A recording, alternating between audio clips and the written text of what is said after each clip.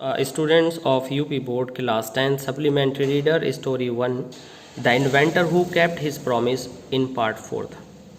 हमने third part में देखा था कि एडिसन ने 1977 में एक मशीन पर काम करना शुरू किया था जिसे अब हम ग्रामोफोन के नाम से जानते हैं, और उन्होंने अगले साल एक मशीन बना दी थी। अब आगे देखते हैं कि एडिसन ने क्या किया। 1878 मार्च में 1878 में एडिसन ने काम करना शुरू किया एक इलेक्ट्रिक लैंप पर, एक बिजली के बल्ब पर। लोग उस समय मोमबत्तियां जलाया करते थे और तेल के दीपक जलाया करते थे। एडिसन ने लोगों से प्रॉमिस किया कि वे 2 साल के अंदर उनको रोशनी बल्ब के द्वारा दे देंगे, और ये उन्होंने वचन लोगों को दिया। ये बात सुनकर के न केवल लोग बल्कि साइंटिस्ट भी हंसे कि क्या मूर्खतापूर्ण सोच है, ऐसा संभव नहीं है। लेकिन इन सारी बातों ने एडिसन को बिल्कुल नहीं डगमगाने दिया। एडिसन अपने इस फैसले में बिल्कुल मजबूती से आगे बढ़ते रहे। एडिसन को इन सारी बातों की तरफ बिल्कुल चिंता नहीं थी। एडिसन को विश्वास था कि वह ऐसा कुछ कर पाएंगे। उन्होंने कठिन परिश्रम किया। उन्होंने 1000 एक्सपेरिमेंट्स किए जो कि सब फेल हो गए, लेकिन उन्होंने उम्मीद नहीं छोड़ी। उन्होंने सोचा अपने मन में कि मैंने लोगों को ये वचन दिया है कि मैं उनको प्रकाश, इलेक्ट्रिक लाइट दूंगा, और ये मैं करके रहूँगा। उन्होंने और कठिन परिश्रम करना शुरू किया। इस समय एडिसन समय से आगे दौड़ने की कोशिश कर रहे थे और अंततः वे एक इलेक्ट्रिक बल्ब बनाने में कामयाब हो गए।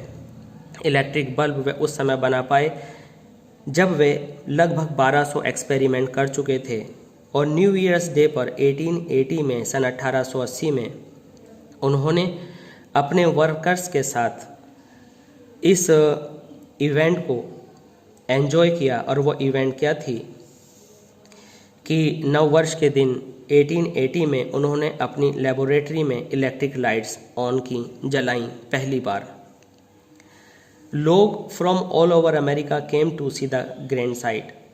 अब क्या हुआ कि पहले 1880 में उन्होंने अपनी लेबोरेटरी के अंदर लाइट जलाई, फिर उन्होंने 4 सितंबर 1882 को न्यूयॉर्क को जगमगा दिया। पूरी न्यूयॉर्क में लाइट ही लाइट और इलेक्ट्रिक बल्ब्स लगवा दिए और पूरा न्यूयॉर्क रोशन हो गया। इस सीन को देखने के लिए वहाँ पर बहुत सारे लोग एकत्रित हुए।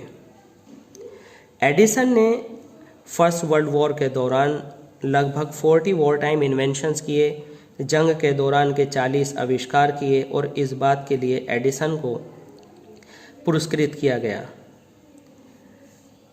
Silver jubilee of electric bulb पर 1929 में एडिसन को the president of United states ने इनवाइट किया और उनको पूरे सम्मान के साथ उनका वेलकम किया एक बड़े फंक्शन में। एडिसन खड़े हुए फंक्शन में, लेकिन उनकी तबीयत खराब हो गई। उनकी बीमारी लगातार बढ़ती गई, और संडे मॉर्निंग 18 अक्टूबर 1931 में 18 अक्टूबर 1931 में उनका देहांत हो गया।